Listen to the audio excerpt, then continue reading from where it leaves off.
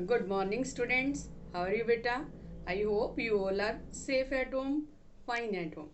आज हम करेंगे मधुप हिंदी पाठमाला का पाठ 4 मैत्रीगान, जो लिखा गया है लेखिका इरा सक्सेना के द्वारा। इरा सक्सेना ने 1979 से बच्चों के लिए कहानियाँ लिखना शुरू किया और इस कहानी का भी उनका मुख्य उद्देश्य बच्चों में मित्रता का विकास करना और स्वस्थ प्रतियोगिता की भावना का विकास करना है और मित्रता के महत्व को समझाना है। हमारा पाठ 4 मैत्रीगान भी ऐसी दो लड़कियों की कहानी है, वसंती और तारा, जो अलग अलग राज्य से अपने क्षेत्रों का प्रतिनिधित्व कर रही हैं। और पहले उन दोनों में प्रतिस्पर्धा की भावना थी, लेकिन कुछ समय के बाद वो मित्र बन जाती हैं और दोनों यही चाहती हैं कि उनका मित्र ही इस प्रतियोगिता में विजय प्राप्त करे। आज हम करेंगे पाठ 4 मैत्रीगान। इस कहानी का मुख्य उद्देश्य मित्रता के महत्व को स्थापित करना, स्वस्थ प्रतियोगिता की भावना का विकास करना। ओह, कौन है?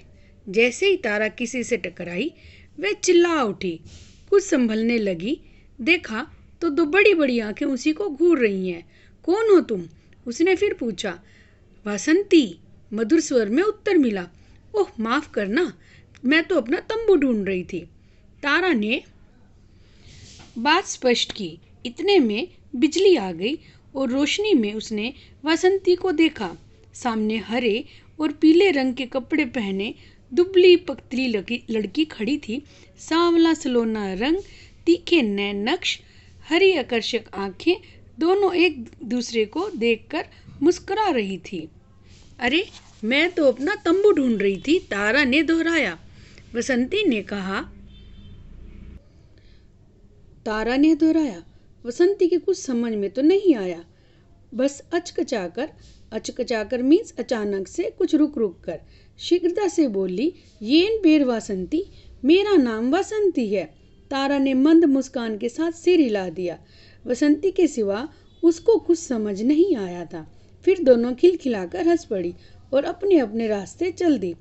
चेन्नई में अंतर्राज्यीय विद्यालय सांस्कृतिक समारोह हो रहा था।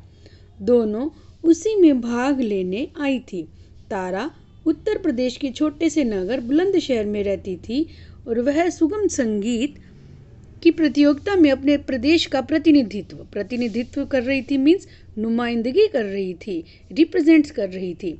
राज्य स्तर पर आसानी से विजयी होकर तारा बुलंदशहर से चेन्नई आई थी, अर्थात उसे पहले भी अवार्ड मिल चुके थे। संगीत उसके स्वभाव का ही एक अंग था। इस अवसर पर भाग लेने के लिए चेन्नई आना महत्वपूर्ण बात थी। केवल वह अपने आयु के किसी साथी की कमी को महसूस कर रही थी। अगले दिन सुगम संगीत का आरंभिक दिन था। सभा भवन में पहुंचकर तारा ने वसंती को भी अपने दल के पास खड़े पाया। दोनों एक दूसरे को देखकर मुस्काई। फिर वसंती ने बोला, येन पेर वासंती। अपनी ओर संकेत करके वसंती ने तारा को समझाने का प्रयास किया और तारा बोली, मैं तारा। दिल्ली वाला? तुम दिल्ली वाली हो? उसने पूछा। नहीं, मैं बुलंदशहर से आई हूँ। और तुम कहाँ से आई हो? अब वासंती उलझन में पड़ गई और कह दिया, वारायूर। अर्थात वो तमिलनाडु के वारायूर क्षेत्र से आई थी। यह उसके शहर का नाम था। तारा ने दोहराना चाहा पर असमर्थ रही। वसंती तेजी से हंसी तो तारा ने फिर पूछा, तुम्हें हिंदी आती है? इल्ले। वसंती ने अपने दोनों अंगूठे और सिर हिला दिए। अंग्रेजी? वैसे अंग्रेजी तारा की भी खास अच्छी नहीं थी। इल्ले मीन्स नहीं। वसंती ने फिर इशारे से दोहराया। भाग लेने वालों ने अपने अपने प्रदेश के गीत गाए।